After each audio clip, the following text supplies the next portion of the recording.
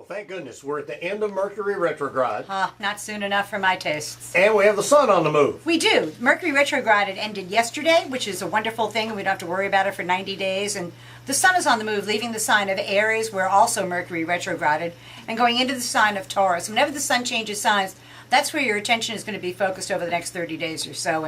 And projects you started 3 weeks ago, if you can't really bring them to fruition or get them off the ground, you may as well leave them where they were. So for the sign for Aries, Taurus is the second house of money. It's about real estate. It's about property. It's about making more money. It's about your individual efforts. It's not money falling out of the sky on you. This is you, through the fruits of your labor, making more money. So that's a good thing. That's always a good thing. Yeah. For Tauruses, the sun is entering their sign for the first time in 12 months, and they finally feel human again, that they have energy again, that they're not playing catch up all the time. I don't know that they get ahead of the power curve, but they surely do get even with the power curve with the sun entering their sign, and it's their best new start in 12 months, which is great for people that we know. Yeah, my wife is going to love she's that. Really, news. oh yeah, they have been. When you hear the word sorely tested, Taurus will say, "Yeah, that's us," and so it's a good thing that the sun is entering their sign, and they'll have more energy.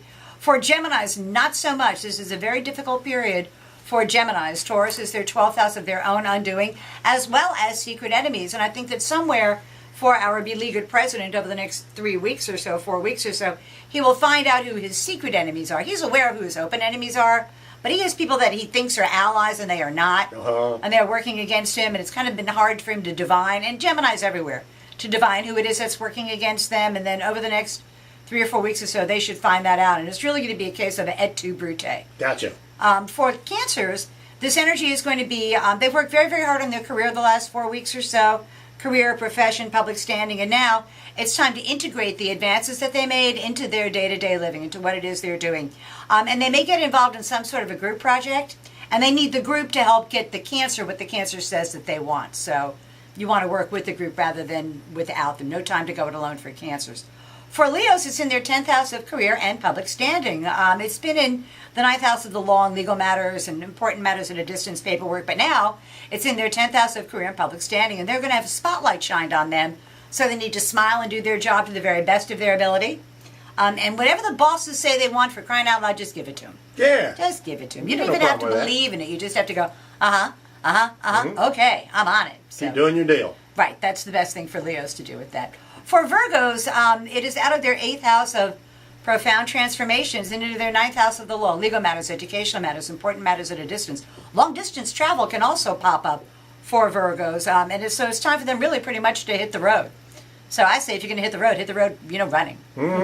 For Libras, it's in their 8th house of other people's resources flowing their way. It's a good time for Libras to capitalize on the resources that they share with other people. Partners, resources come into play. Money kind of falls out of the sky on Libra. This is not hard work pays off. This is the benefit of hard work already done paying off for them. And they do fairly well economically over the next 4 weeks or so.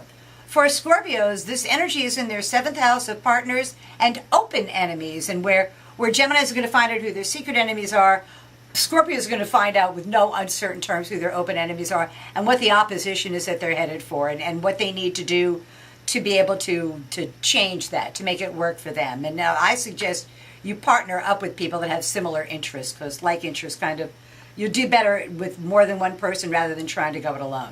For Sagittarians, it's in their 6th house of work, health, and responsibilities. And Sagittarians just need to hunker on down and do their job to the best of their ability, not worry about what other people are doing, other people's job. Just kind of focus on your own job and get that done. And also there's some sort of health matter that they've been procrastinating dealing with, and this is the time for them to go ahead and get that taken care of. Get her done. Yeah. For Capricorns, it's in their 5th house of love affairs, children, sports, amusements, pleasures.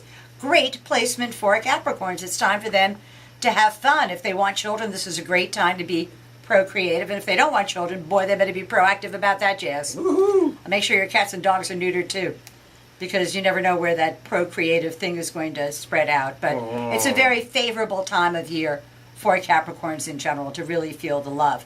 For Aquarians, it's in their 4th house of home, and Aquarians are looking around the house going, I need to do something. They don't know quite what it is yet, and that will become clear to them over the next 3 or 4 weeks or so. And before they start knocking down any load-bearing walls, make sure you have a plan of what it is you're trying to accomplish at home.